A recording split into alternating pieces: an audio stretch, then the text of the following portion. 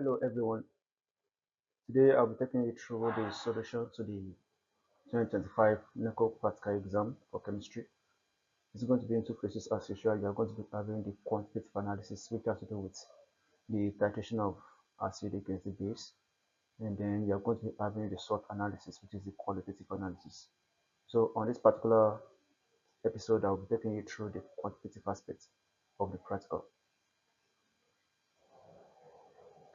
So as usual, in your titration, you are given the sample A and sample B. Sample A is your HNO3, which is the acid, and then the sample B is a mixture of two salts, the Na2CO3 and then the NaNO3. But then from the equation, you can see that only the Na2CO3 is used in that equation.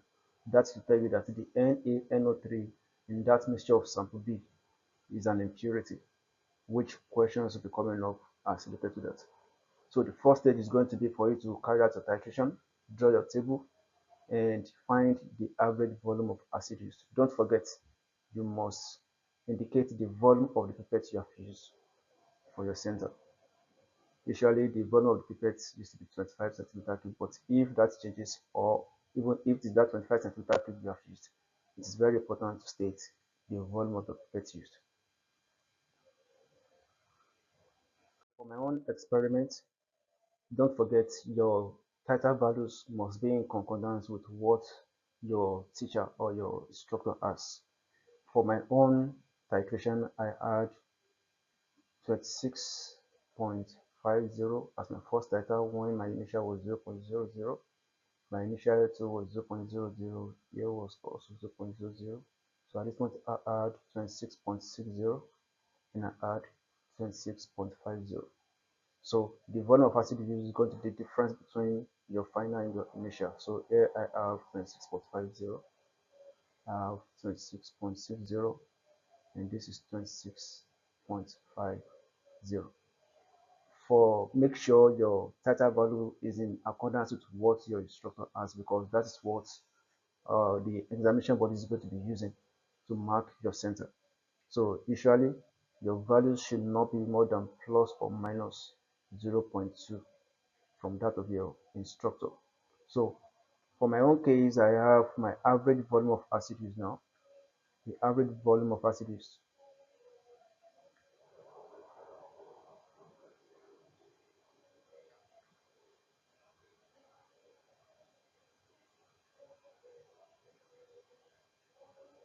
that will be 26.50. That's my concordance values. I'm using these two values that are concordant, 26.50 plus 26.50 divided by 2.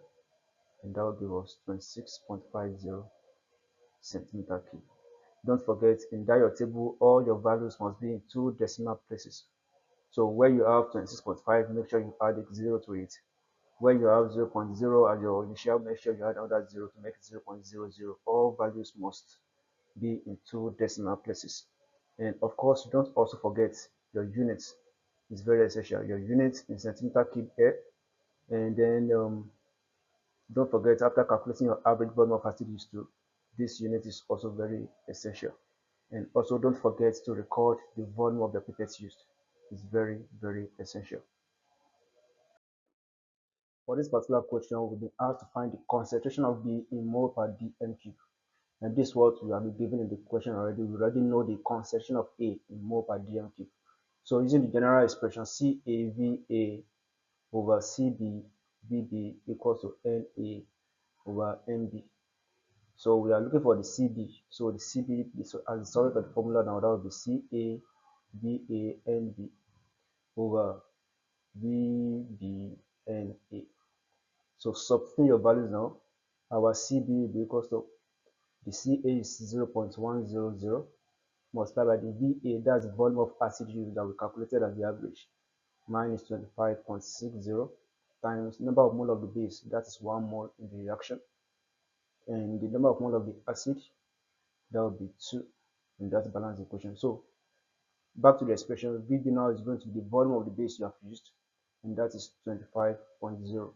That's the volume of pipette used, and then the Na is 2 from the balance equation. So multiplying that, you have 2.65 divided by 50, and that results to 0.053.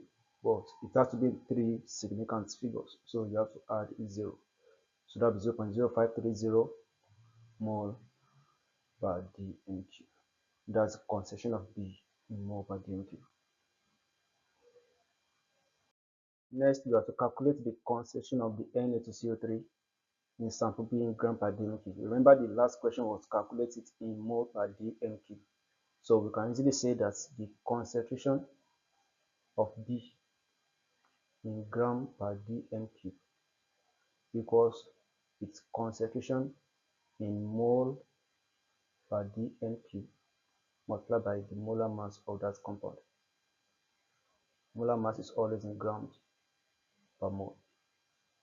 Okay, so with that now, the concentration of that B in mole per dm cube that we calculated previously was 0.0530 mole per dm cube multiplied by the molar mass of the sample B as given to us here.